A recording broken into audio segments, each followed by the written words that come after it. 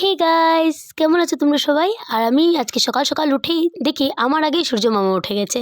তারপর চারিদিকে ঘুরে দেখি আমাদের কাছে সুন্দর সুন্দর কাগজি ফুল এসেছে।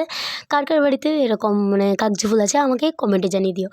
তারপর সকালের ডেলি রুটিন হলো, বাবা চলে যায় মন্দিরে কাজ করতে, মন্দিরে পুজো দিতে। তো আমার হচ্ছে বাবাকে খাবার দেওয়া। তো খাবারে আজকে আমি কী কী দিচ্ছি দেখো, ডেলি দেই এগুলো খাবার। তো ভাবলাম তোমাদের সাথেও শেয়ার করে নিই। তো সবার প্রথমে আমি দিয়ে দিচ্ছি মুড়ি। যে মুড়িটা আমি ধুয়ে একবারে দিয়ে দিয়েছি, আর ওটস দেবো, গিয়ে দেখি ওটসের ডিব্বাটাই পুরো খালি হয়ে গেছে, পুরো ঘরে ছিল না ওটস। তারপর ভাবলাম তো দিতে তো হবে, খেতে যেতে হবে, তাই জন্য সবার প্রথমে আমি দিয়ে দিলাম হরলিক্স আর চিনি। আর দেওয়ার পর দেখি বোতলের মধ্যে জল নেই, জলটাও শেষ হয়ে গেছে। তারপর ভাবলাম তো জল তো বানাতেই হবে, না হলে তো আর গরম জল না দিলে ঠান্ডা হয়ে যাবে, ঠান্ডা জল দিলে। তাই জন্য গরম জল করার জন্য আমি সসপ্যানকে আমি ভালোভাবে ধুয়ে আর জলটা আনতে গিয়ে আমি একটা কাজ করবো, আর কিছু দুর্ঘটনা ঘটবে না, সেটাই হতেই পারে না। তাই জন্য জলটা আনতে গিয়ে জলটাই পড়ে গেছে হাত থেকে। তারপর জলটা বসিয়ে দিলাম গরমের জন্য পুরো টাইম দেখে।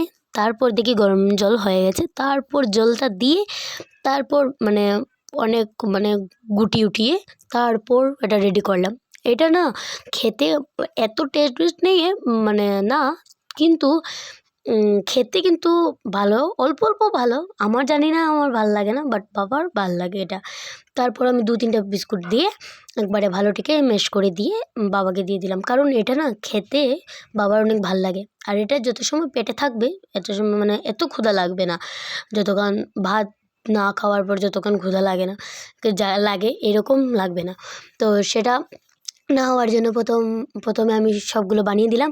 বাবাকেও সব কিছু খাবার রেডি করে দিয়েছি। যতক্ষণ গরম জল ছিল আমি বোতলে ঢুকে দিয়েছি। এই বোতলে যদি তোমরা ডিটেলস জানতে চাও তাহলে আমাকে কমেন্টে জানিয়ে দিও যে এই বোতলের ডিটেলসটা কী, আমি সব কিছু বলে দেবো। আর এটাকে আজকে এখানে বলতে পারলাম না। তো টাটা, বাই বাই, গুড।